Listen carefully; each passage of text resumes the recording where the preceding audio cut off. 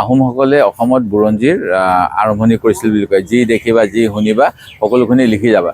বহুততে আছিলে যে ৰাজ পৰিয়ালৰ বুৰঞ্জী, অকল ৰজাৰ কথা লিখে, সমাজৰ কথা নিলিখে। কিন্তু প্ৰকৃত বুৰঞ্জী হ'বলৈ হ'লে ৰাইজ আৰু প্ৰজা সকলোৰে কথাখিনি থাকিব লাগিব।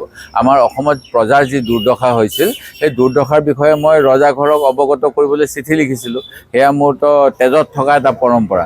আৰু ভৱিষ্যত প্ৰজন্মই যেতিয়া অসমত কেতিয়া কি হৈছিল ইয়াৰ বিষয়ে অধ্যয়ন কৰিব বিচাৰিব, PhD কৰিব, ৰিচাৰ্চ কৰিব, তেতিয়া যদি কোনেও এই অসমৰ দুৰ্যোগৰ সময়ত মাত মতা দেখা নাপায়, তেতিয়াহ'লে ভাবিব অসমৰ মানুহবিলাকৰ মগজু নাইকিয়া কৰি পেলাইছিলে বিজেপিয়ে। মই সেই গতিকে যে আমি চিন্তা কৰিছিলোঁ দেশৰ কথা, সেই কথাখিনি লিপিবদ্ধ কৰিব বিচাৰিছোঁ। আমাৰ গুৱাহাটীত যিটো আমাৰ ৰাজ্যিক মানে আৰ্কাইভছ আছে আৰু যিটো আমাৰ বিধানসভাৰ লাইব্ৰেৰী আছে, তাত বিদেশৰ বহুত পণ্ডিত আহে আৰু অসমৰ ইতিহাস জানিবলৈ চেষ্টা কৰে।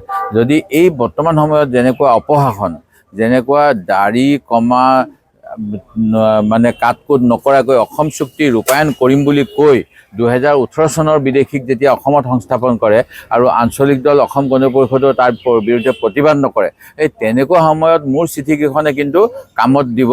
যে দেৱব্ৰত শইকীয়া কংগ্ৰেছ দলক অসম চুক্তি বিৰোধী বুলি কয়, কিন্তু দেৱব্ৰত শইকীয়াই অসম চুক্তিক আখৰে আখৰে পালন কৰি ভাৰতীয় চৰকাৰখনে যদি কোনো বিদেশীক সংস্থাপন দিব বিচাৰে, তেখেতসকলক অসম আৰু উত্তৰ পূৰ্বাঞ্চলৰ বাহিৰত গুজৰাট, বিহাৰ, হাৰিয়ানা, ৰাজস্থানত এই নতুন বিদেশীসকলক আনি দেখিও কৰক বুলি 2018 চনত পৰামৰ্শ দিছিলোঁ। সেই কথাটো বিচাৰি পাব। এইটোত দুটা কথা আছে। এটা, সৰ্বানন্দ সোণোৱাল ডাঙৰীয়াৰ নাম হ'ল, কিন্তু সেই সময়ত অসমৰ পৰিবহণ মন্ত্ৰী আছিল আমগুৰিৰ বিধায়ক প্ৰদীপ হাজৰিকা। প্ৰদীপ হাজৰিকাই আচলতে যিখিনি খা খৰচ লাগে সেইখিনি বহন কৰিছিলে।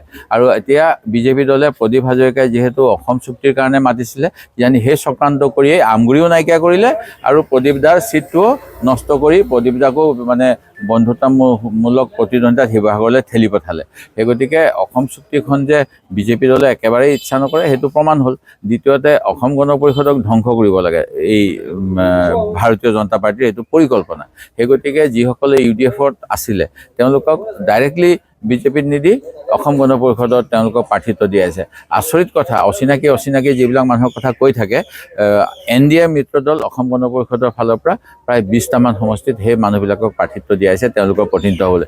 ইয়াতকৈ আৰু ইতিহাসৰ মানে পৰিহাস হ'ব নোৱাৰে। সেই উদ্দেশ্যত এটাই কথা ক'ম, গণতন্ত্ৰত বিশ্বাস কৰক, নিজৰ বিবেক বুদ্ধিৰে দেশ আৰু সংবিধান ৰক্ষা কৰিবলৈ ভোট দিয়ক।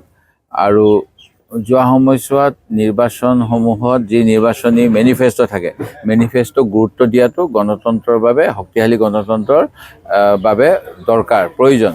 কিন্তু যিসকলে মেনিফেষ্টোক জুমলা বুলি কয়, যিসকলে নিৰ্বাচনী প্ৰতিশ্ৰুতি উলংঘা কৰিবলৈ একেবাৰে মানে কেয়াৰ নকৰে, সেইবিলাকক কিন্তু ৰাইজে শিক্ষা দিব লাগে, সিমানেই ক'ম।